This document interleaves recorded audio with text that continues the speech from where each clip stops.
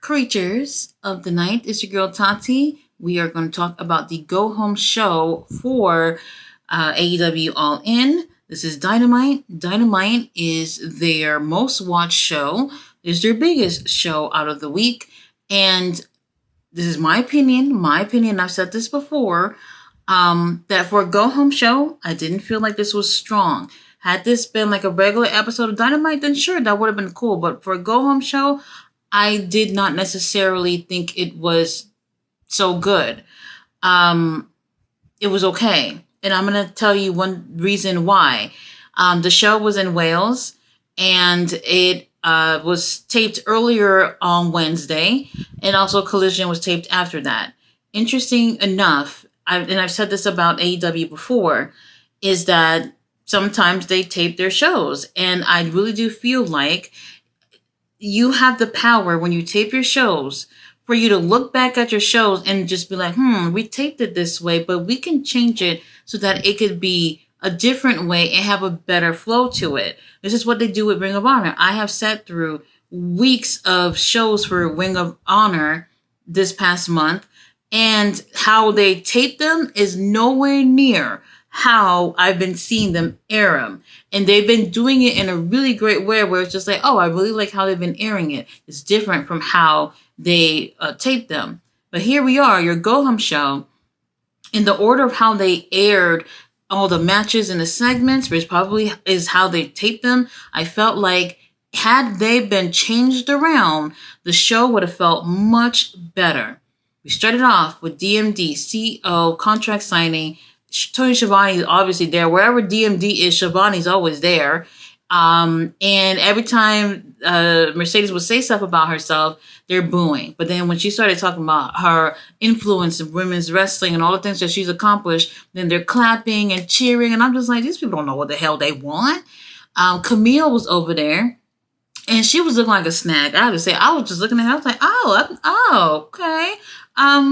I never really seen her I don't know. I never looked at her that way, but I just thought she looked like a snack. She really gave me like this Nicole Bass vibe when she was just standing there with her arms crossed like this with DMD and everything. I mean, not DMD, CEO. And I'm just like, oh, I like how this looks. It looks great.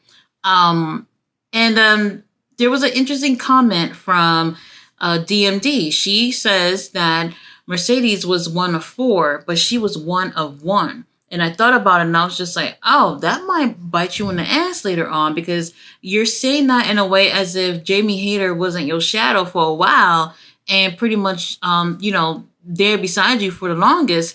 And I thought that was really interesting. So we'll see how that plays out based off of what she said with that. She also says that Mercedes is the blueprint, but DMD is the gold standard. Now, she doesn't put her hands on Mercedes, but she ends up hitting Camille with the microphone, ends up taking them out, and then she ends up holding the TBS title high. And I'm just like, oh, that looks pretty cute on you, but I don't know about you winning that.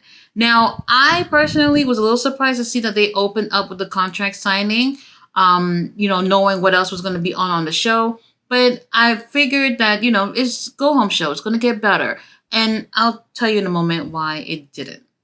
First match of the night, we had the Learning Tree, Chris Jericho versus Tommy Billington. Tommy is so talented, but I knew it. I was just like, Chris Jericho going to be a pay-per-view going against Hook to, defend the FTW title. So I didn't see Tommy winning, but this was a really great match. However, it could have been even better. And I don't want to say nice things about Chris Jericho. It could have been better.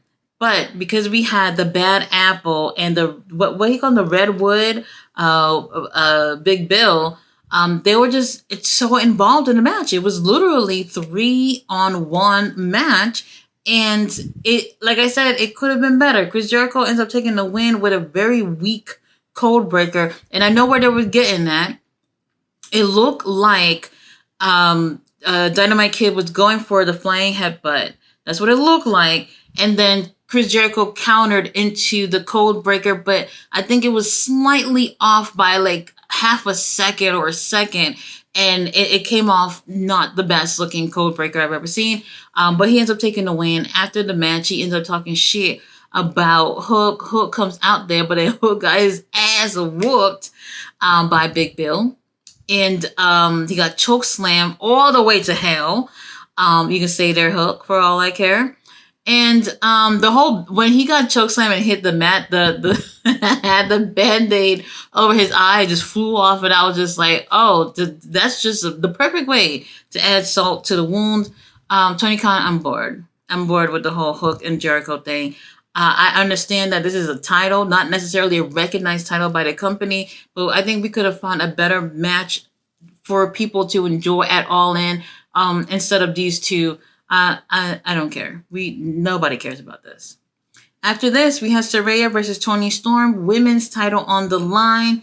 I'm not a fan of right before a pay-per-view, they want you to believe for whatever reason that a title change is going to happen. This is not WWE, baby. We know it's not going to happen. It was not bad. And it was great to see these two in the ring together. However, we have Harley Cameron ringside. So obviously she's getting her ass involved. And once again, I'm annoyed. But whatever. Toni Storm ends up winning with a Storm Zero. I didn't think that Saraya was going to win this. Saraya obviously being upset, wanting to have her another moment at All In. They're going to be in her home country. And she wanted to be on the show. I could totally understand that. But no one believes that the AEW Women's Championship is going to change hands, especially in the big storyline, like with Mariah and Toni. If anything, I honestly think that just how we see that there's going to be a men's gauntlet match, and whoever wins that will go for the world title. They should also do that for the women to guarantee to have all these other ladies who are not going to be, majority of the women will not be on the pay-per-view. And what other way to give these women a time to be on a pay-per-view than making a gauntlet match and put women who are not on the pay-per-view? That is what they should do. But, nobody listens to me, so whatever. After the match, we do have Mariah who ends up attacking Toni Storm with the shoe, the white shoe. And, yeah, it was weak to me. That attack with the shoe was weak. Toni Storm was laid out. And then here is Mariah doing those like snow angels onto the mat or whatever you call them. And it's just like, oh, that's it. I'm over it. After this, Renee has her interview with the conglomeration. And I'm not going to lie. Pastor Briscoe, you know I love you. Kyle O'Reilly, I love you. Ishii, I love you. Orange Cassidy. Whatever. They're doing the same thing every week, and then I'm just absolutely over it. Will Ospreay and Maxwell Jacob Freeman. Will Ospreay's in the ring first. They have a useless security guards, maybe 15 of them surrounding the ring for no reason at all. MJF comes out and he's wearing a loud ass American flag suit with that American flag title. It is just horrendous, but he is just, oh my God. Anyway, this was like literally smack in the middle of the show, like maybe 10 minutes or so before the second hour, and it ran maybe 20 plus minutes. This is a no-go when it's literally just two people talking back and forth. MJF is strong in promos.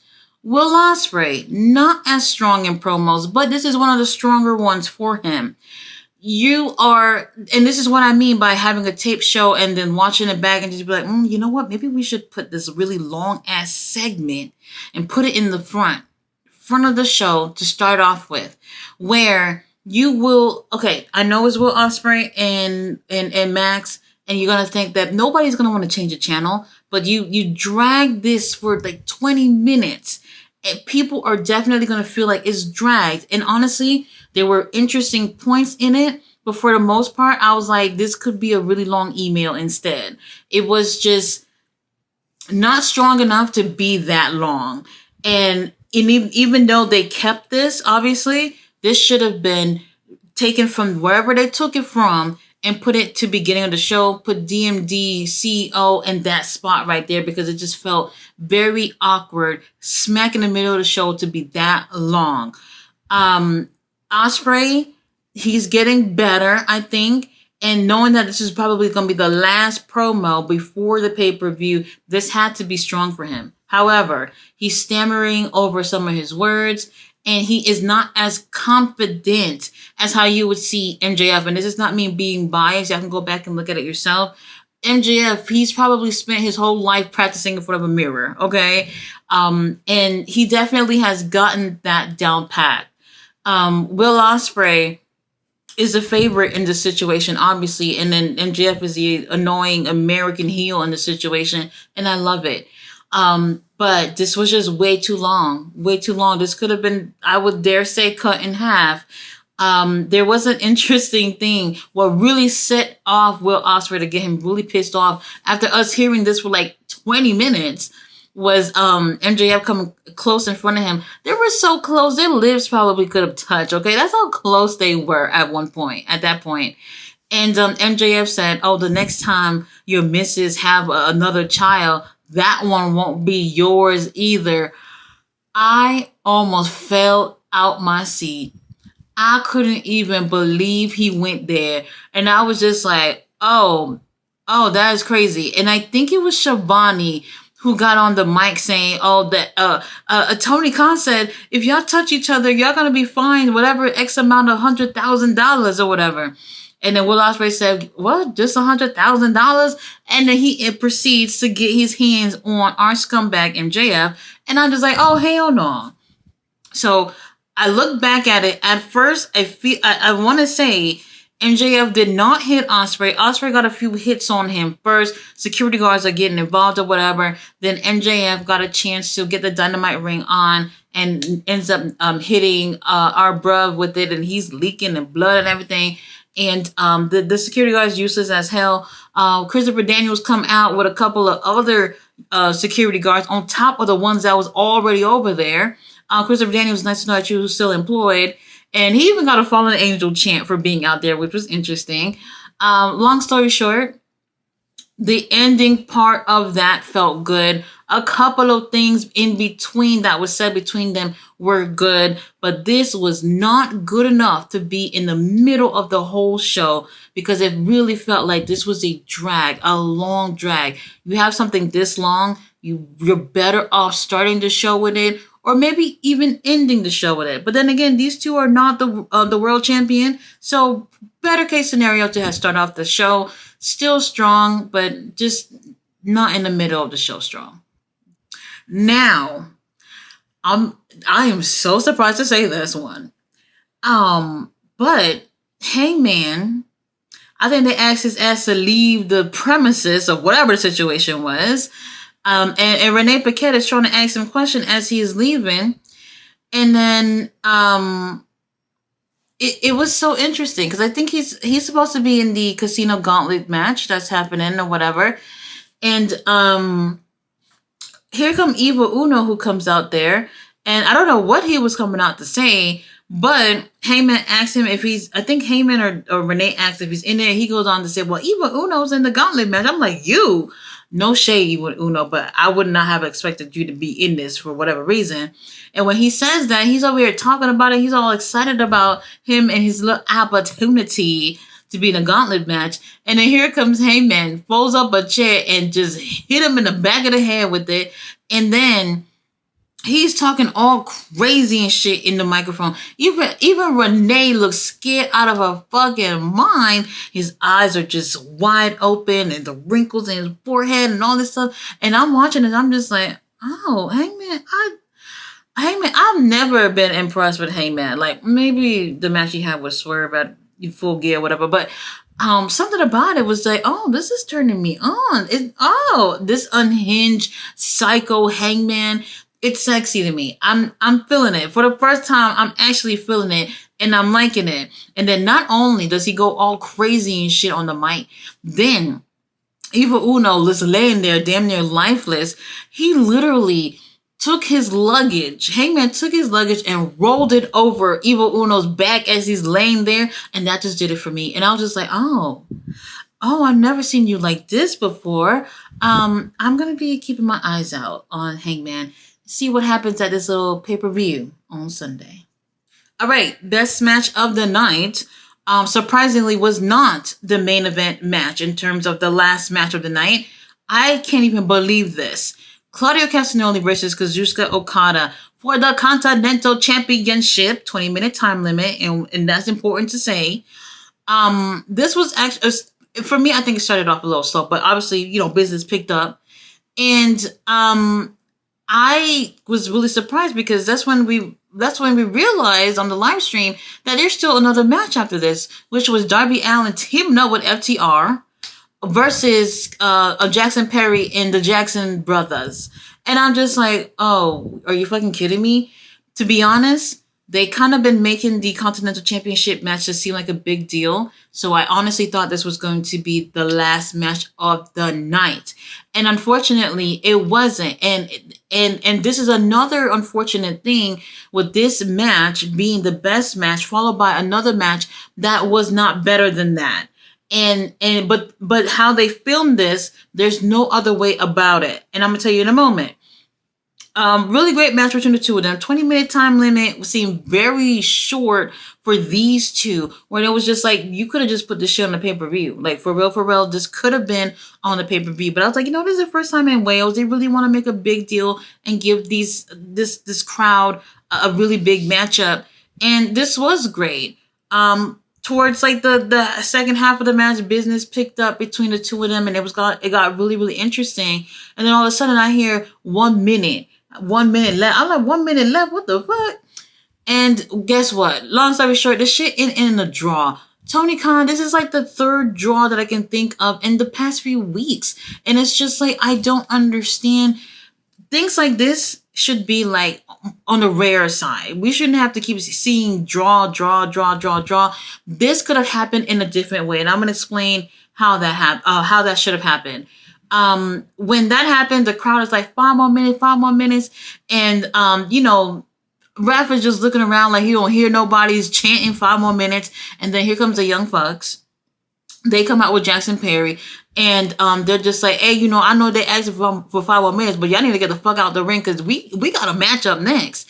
And I'm just like, oh. And he's like, oh, I really don't want to do this, but y'all got to get out. And they actually have to go. And FTR, Darby Allin come out. And then all of a sudden, everybody's fighting. Mini, Okada, and Castagnoli, they fighting too. And I'm just like, well, great. And I did not like that. I didn't. What I think they should have did, instead of it ending in a draw, it should have been, while they're close to ending, the Young Bucks should have just came out and being impatient and just fuck up the match by interfering and beating up on Claudio or whatever. Obviously, that helps their friend Okada retain the title because there's nothing that they can do. They're not going to take it from him because they interfered, and just be like, hey, man, we got other things to do. We need to have our match up right now. That's what they should have just did instead of doing another draw. We don't want to make it seem like we're making a habit out of doing finishes like this. Now, when it happened like about a month ago with MJF and Ospreay, that was perfect, damn near perfect. They had like 2 seconds left on the clock, and MJF ended up winning the title. No, y'all not happy about it, but I think overall that worked. Y'all did it last week on Collision, and then you're gonna do it now, and it's just like, what the fuck is happening here? Not a good idea. At least I don't think so. But anyway, they move on to this trios match. Okada and Castagnoli took it to the back, whatever. We don't know what happened with them. And the match was okay. They gave us exactly what they always give us. There's nothing different with FTR, Darby Allin, the Jackson Brothers, Jackson Perry. They're doing the same thing that they always do. And it's just like, this is not better than what we were getting with Okada and Castagnoli. If it was me booking things, I would have just switched it. I would have just switched it around because a better match came on first. And that's just how it was. And I'm absolutely just over the whole thing. Darby Allin, FTR, they win. Darby with a coffin drop once again. Oh my God. You know what? Whatever. The Acclaim came out after this. They're obviously heels. Maxcaster, I don't know who's writing your raps, but whoever it is that's telling you the best rapper alive, they're lying to you. Stop using that phrase because you're not. I don't know. I'm not as excited as I am about other matches. The tag thing, I'm not necessarily feeling it. I don't necessarily care. I felt like this was an opportunity for us. This would have been really great to see other people, in a tag title picture this year. And it's the same motherfuckers every fucking time. The Jackson Brothers, FTR, are still in the tag pictures a whole year later at the biggest pay-per-view. What are we doing with Private Party, Top Flight, and all these other teams that are hungry for these titles? It's always the same people, and they want you to be excited about this. I just couldn't get into it. Now, right before we get to the end segment of the show, we do have our bruh Will Ospreay leaking back there, and here comes Danielson, who comes out there and who goes to Ospreay, and he's like, do it, do the Tiger Driver 91. And I'm just like, oh, you're supposed to be the elder up in here. You telling him to do this? This is not good advice. Not on our scumbag. I don't like that. I think he's going to end up doing the Tiger Driver 91. We'll see. He'll probably end up doing it. If he does do it, then whoop-de-doo, I guess. Whatever. We'll see. Now, we ended off with Nigel McGuinness. He's in the ring, and he's so sweet, by the way. And when I saw him, I just thought about when I saw him last week and how he said my name. Oh my God. Like I was in a parking lot and I was just standing there waiting for my Uber. And this was like an hour or so after his show. He did a meet and greet with people and everything after. And then I'm sitting in the parking lot and he walks past me and he says, "Good night, Tati." And I was just like, oh my God, the way he said it, the British accent. Oh my God. Let me move on. Now, he's like pretty much the DJ in this whole situation, I guess. I don't know. And Swerve comes out first, and Swerve comes out and he looks like $1,000,000. The title is on. He's wearing all black. He has the shades on, everything. He looks like a champion. Oh, I love it. Absolutely love it. Prince Nana, he out there. He look good too, whatever. And, he's saying all these things about Brian. But what was really important to take a look here is Swerve is holding on to the mic while Nigel is holding on. He has a grip on the damn thing. And Nigel at some point even seems to like kind of want to get away from Swerve's aggression. And Swerve was like, "Bitch, you ain't going nowhere. I'm talking." And I'm just like, oh, Nigel, they said, Nigel, you ain't clear to be in the ring, right? Anyway, here comes a Swerve. He was like, "Oh, no matter what you do in life, I'm always going to be there. I've beaten all these people." He's the Takeshita, Jay White, Samoa Joe, Castagnoli, Christian, all these names. And now he's going to beat Danielson. Then he also goes on to say, when you go to the grocery store, I'm going to be there. When you're eating dinner with your family, I'm going to be there. When you think about getting back in the ring after I retire your ass, I'm going to be there. It was something so funny about it. I tried not to laugh, but I felt like he meant business. Like he was serious about it. And, he started talking and, he's mentioning about his family, and Brian is not feeling it. He comes out there. He means business. As soon as he come out there with Psycho Knee to our boy Swerve and Prince Nana, they get out the ring, and Danielson, long story short, he's like, "I'm the best fucking wrestler in the world." And he ain't lying. He said he's been the best wrestler for the past 20 years. If you ask Nigel McGuinness, he's going to tell you that's a motherfucking lie.